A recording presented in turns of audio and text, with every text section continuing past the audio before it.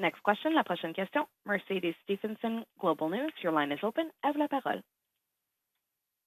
Hi, Deputy Prime Minister Freeland. Thank you for taking my question. My question for you today is about the decision to reinstate Vice Admiral Craig Baines as the commander of the Navy. He has apologized for the golf game with General Rouleau and General Vance. He initially described going on that golf game as a public show of support for General Vance. And I'm wondering what your thoughts are on the decision to keep him as the head of the Navy. I know that is the Chief of the Defense Staff's decision. But as the Deputy Prime Minister and as a woman who has been in many fields where you have to face the kind of challenges that women in the armed forces are facing, what are your thoughts on this? Well, thank you for the question.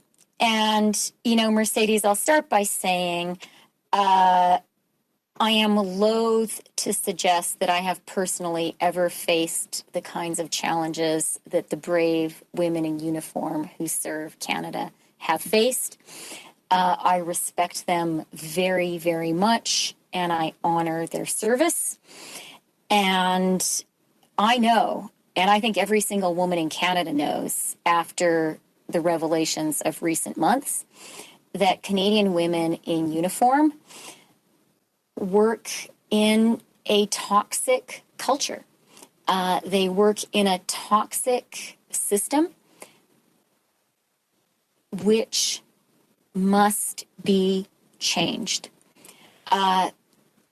You pointed out quite rightly the institutional place where these personnel decisions are made, but you asked me to respond as a Canadian woman.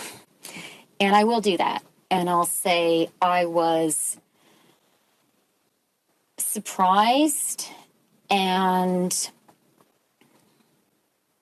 disturbed by the decision. And my immediate thought was, how would I feel if I were a Canadian woman in the armed forces? And what would that decision tell me about how seriously my bosses were taking the essential work of transforming the culture of the Canadian Armed Forces? And I don't think if I were wearing a uniform today, I would be reassured by that decision.